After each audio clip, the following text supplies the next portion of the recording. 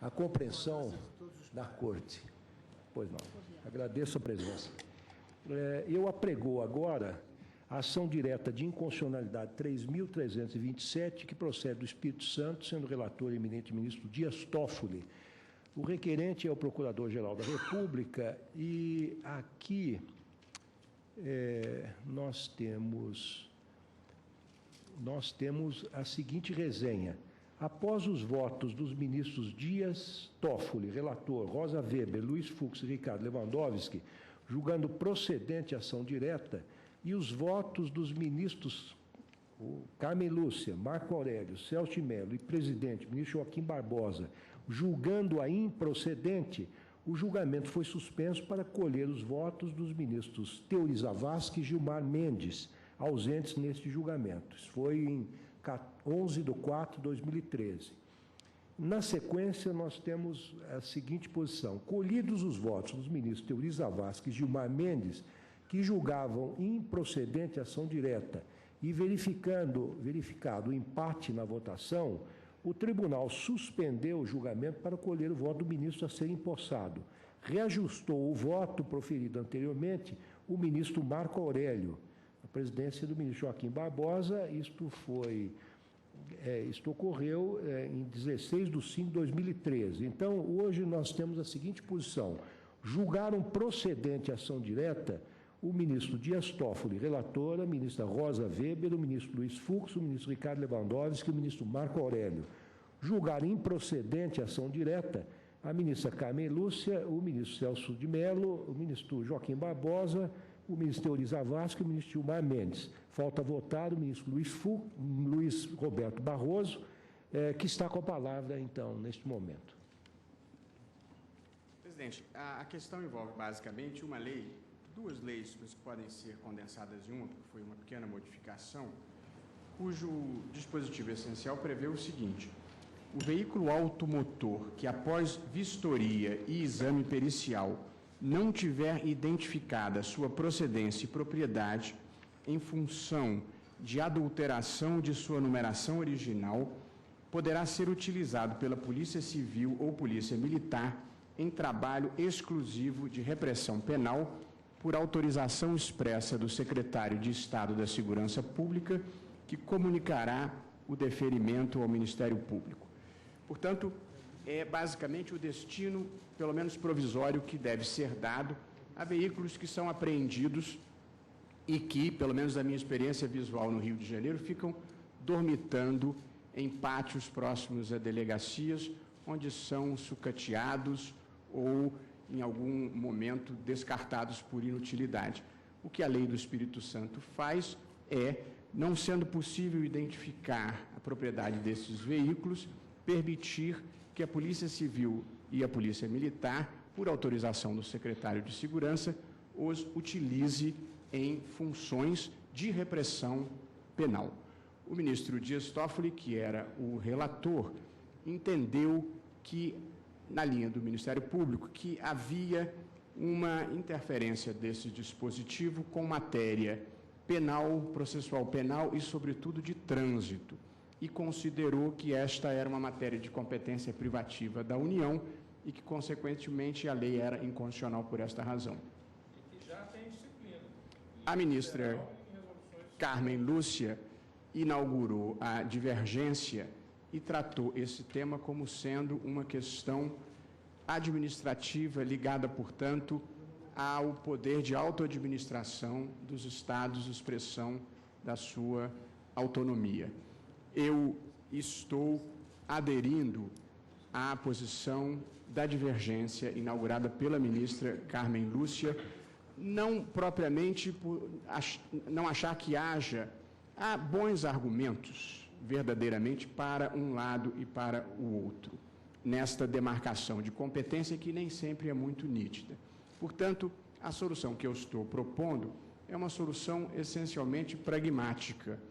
Sempre que não há uma questão de direitos fundamentais, nem uma questão de princípio constitucional relevante, eu acho que se deve levar em consideração a solução que produz o melhor resultado prático.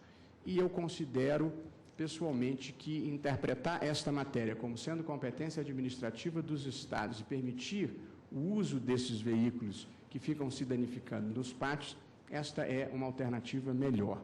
De modo que, reconhecendo que há plausibilidade nos argumentos contrários, eu opto pela solução de que esta é uma competência de direito administrativo e, portanto, pela validade da lei do Espírito Santo. Pois não. Então, Vossa Excelência julga improcedente a ação e, desta maneira, o resultado é o seguinte: por maioria, julgaram improcedente a ação direta de inconstitucionalidade 3.327, vencidos os ministros Dias Toffoli, relator, Rosa Weber, Luiz Fux, Ricardo Lewandowski, Marco Aurélio, acordam... Presidente, Pois não? eu penso que há um equívoco, porque tenho aqui a degravação de meu voto e acompanhei a ministra Carmen Lúcia. Na oportunidade, disse: presidente, não havendo lei geral, os estados exercem a normatividade plena, como está previsto na Constituição Federal. E a ministra Carmen Lúcia ressaltou que aqui se disciplina algo inerente à administração estadual no tocante à utilização, num primeiro passo, de veículos apreendidos em função de adulteração de sua numeração original. E também versa sobre o depósito desses veículos, o fato de chegar a uma situação em que não se tem mais como preservar esse mesmo depósito. E aí se cogita, porque já não tem utilidade o veículo, do leilão. Eu penso que o Estado do Espírito Santo não invadiu a seara reservada à União. Por isso, julgo improcedente o pedido. Talvez a votação esteja equivocada. Eu agradeço, então, a intervenção de Vossa Excelência. É que nós temos aqui anotado na ata que Vossa Excelência teria, no dia 11/4/2013, nesta sessão, aderido ao voto divergente da ministra Carmen Lúcia, mas que teria, em 16/5/2013, reajustado o voto para acompanhar o relator. Mas fica, então, corrigida com a interpretação. Aí, diante desse fato, Sim. desse fato novo, e não tenho aqui a degravação da sessão em que realizado o reajuste, né, eu precisaria ter vista.